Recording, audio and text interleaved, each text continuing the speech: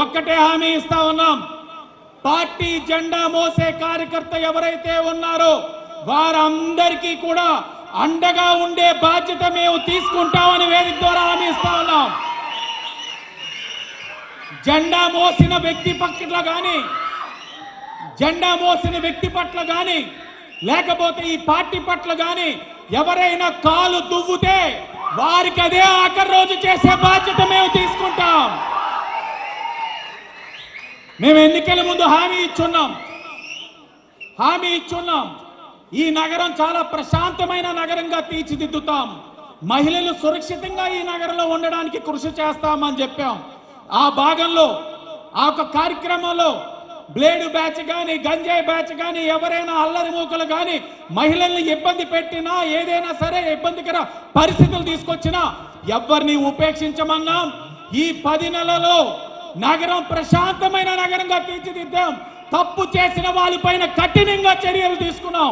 తన మన అనే భేదమే లేకుండా వెళ్ళామని ఈరోజు గర్వంగా చెప్తా ఉన్నాం. ఇవన్నీ ఎందుకు చేస్తా ఉన్నాం? మేము చెప్తా ఉన్నాం, కానీ ప్రజల దగ్గరికి మీరు వెళ్తున్నారు. ప్రజల దగ్గరికి మీరు వెళ్ళి కొత్తగా పెన్షన్లు వస్తున్నాయి ఇస్తామని చెప్తా ఉన్నారు, కొత్తగా రైస్ కార్డులు ఇస్తున్నామని చెప్తా ఉన్నారు.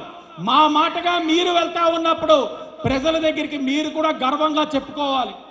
ఎలాగంటే మా నాయకుడు చేస్తున్న కార్యక్రమాలు, ఎన్నికలప్పుడు ఇచ్చిన హామీలు ఒక్కొక్కటిగా నెరవేరుస్తున్నారని చెప్పుకునే సమర్థత కార్యకర్తకి రావాలంటే నాయకత్వం కూడా సమర్థవంతంగా పనిచేయాలి. మేము గర్వంగా చెప్తున్నాం, ఈ 10 నెలల్లో ఈ రాజమండ్రి సిటీ నియోజకవర్గంలో 250 కోట్లతోటి పనులు పూర్తి చేసుకున్నా మొదలు పెట్టాం. ఈ 250 కోట్లు కాకుండా కేంద్ర ప్రభుత్వం ఒక సహకారంతో అఖండ గోదావరి కింద మరొక 100 కోట్లు అంటే 350 కోట్లు. అది కాకుండా అమృత్ 2.0లో కేంద్ర ప్రభుత్వం 10,000 కోట్లు మంజూరు చేస్తే దాంట్లో మళ్ళా రాజమండ్రి సిటీకి 200 కోట్లు కేటాయించడం జరిగింది.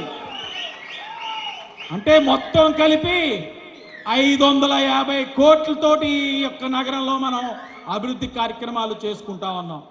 దాంతోపాటు ఈరోజు చాలా గర్వంగా చెప్తా ఉన్నాం, ఈ పార్లమెంట్లో ఉన్న తెలుగుదేశం పార్టీ కూటమి నాయకులందరూ కూడా గర్వపడే విధంగా గౌరవ ఐటీ మరియు విద్యాశాఖ మంత్రి లోకేష్ గారి యొక్క సహకారంతో పొట్టి శ్రీరాములు తెలుగు యూనివర్సిటీ కూడా మనం ఎక్కడికి తెచ్చుకున్నామని ఈరోజు గర్వంగా చెప్తా ఉన్నాం. తెలుగు భాషకి ప్రభుత్వం అధిక ప్రాధాన్యత ఇస్తా ఉంది. బడ్జెట్లో కూడా ఈ రోజున తెలుగు భాషకి నిధులు కేటాయించడం జరిగింది. దాంతో పాటు తెలుగు యూనివర్సిటీకి ఇక్కడ ఇచ్చినట్లయితే అధిక ప్రాధాన్యత ఇచ్చినట్లుంటుంది. ఇది ఒక సాంస్కృతిక రాజధాని, రాజమండ్రి ఒక సాంస్కృతిక రాజధాని. అలాంటి ఒక రాజధానిలో పొట్టి శ్రీరాములు తెలుగు యూనివర్సిటీ ఇవ్వాలని గౌరవ ఐటీ మరియు విద్యాశాఖ మంత్రి గారు మరి తలచడం, ఆయన చెప్పిన కార్యక్రమాలంతా కూడా వెనక నుంచి నడిపించడం, ఈరోజు అధికారికంగా కేబినెట్ ఆమోదం తెలపడం కూడా జరిగింది.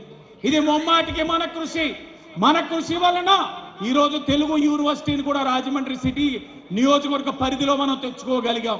ఈ కార్యక్రమానికి సహకరించిన పార్లమెంట్ సభ్యులు, తోటి శాసనసభ్యులందరికీ కూడా ధన్యవాదాలు తెలియజేసుకుంటూ ఇలా ఒక్కొక్కటిగా అనేకమైన చేసుకుంటూ వస్తా ఉన్నాం.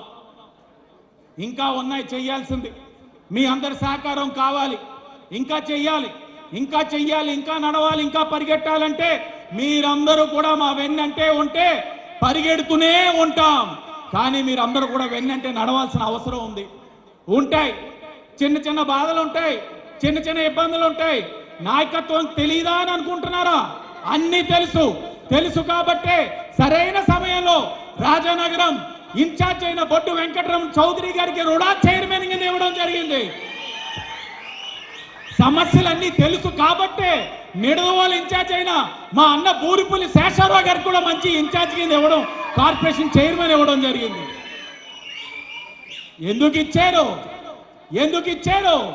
అసలు సిసలైన కార్యకర్త కాలర్ ఎగరేసుకొని ఇదిగో మా నాయకుడు పదవిలో ఉన్నాడు, 5 సంవత్సరాలు కష్టపడ్డాం, ఈ రోజు కష్టపడుతూనే ఉంటాం, ముందుకు వెళ్తాం అన్న భావన వాళ్ళకి రావడానికే ఇవన్నీ కూడా చేస్తా ఉన్నారు.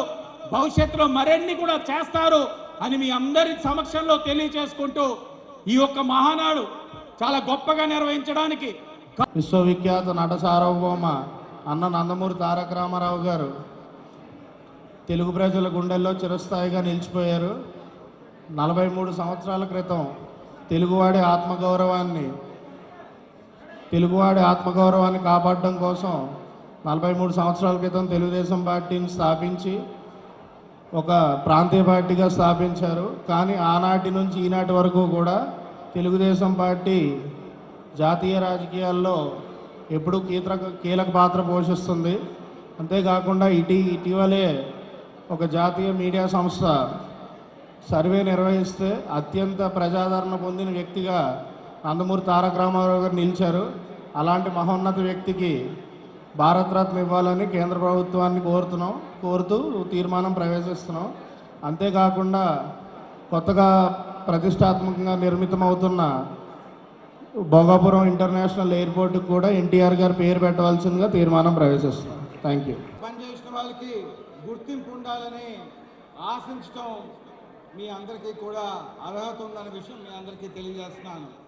ఇక్కడ ముఖ్యంగా మీరు గమనించవలసింది చంద్రబాబు నాయుడు గారు కానీ లోకేష్ గారు కానీ అన్ని విధాలా మనకున్న పరిస్థితుల్లోని మన కూటమి ఇతర పార్టీలతోని భాగస్వామ్యమైన పార్టీలతోని మరి వాళ్ళకి కూడా పదవులు ఇవ్వాల్సిన అవసరం ఉంది. కాబట్టి ఆ ప్రకారంగా ఇప్పటికే తెలుగుదేశం పార్టీ కార్యకర్తలకి నాయకులకి ఎన్ని పదవులు ఇవ్వగలిగితే అన్ని పదవులు ఇవ్వటం జరిగింది.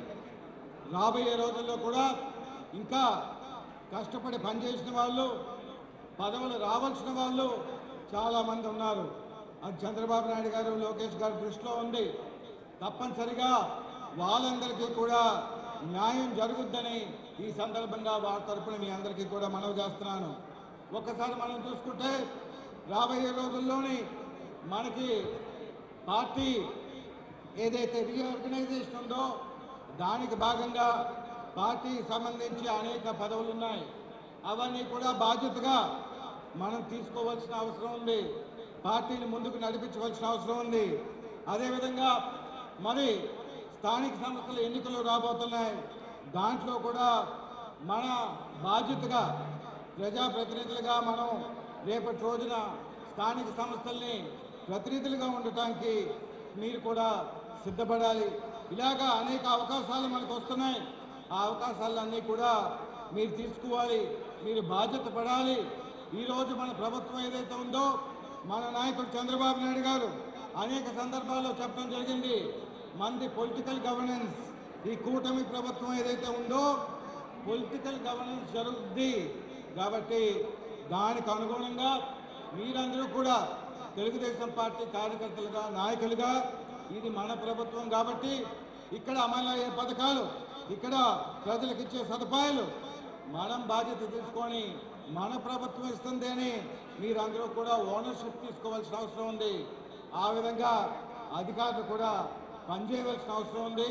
మరి ఎక్కడ ఏదైనా లోటుపాట్లు ఉంటే ఆ లోటుపాట్లు సరిదిద్దుకొని మనకి మంచి డైనమిక్ ఇన్ఛార్జ్ మంత్రి గారు ఉన్నారు రామానాయుడు గారు. వారు కూడా ఎప్పటికప్పుడు మరి అధికారులతో కోఆర్డినేషన్ చేసుకొని ఏ ఇబ్బంది కూడా మనకు రాకుండా ఏ పథకం అమలైనా సరే మనం గర్వంగా ప్రజలకి అందజేసే విధంగా తెలుగుదేశం పార్టీ కార్యకర్తలకి నాయకులకి గౌరవం ఉండే విధంగా చర్యలు తీసుకోబడతాయని మీ అందరికీ కూడా మనం చేస్తాం.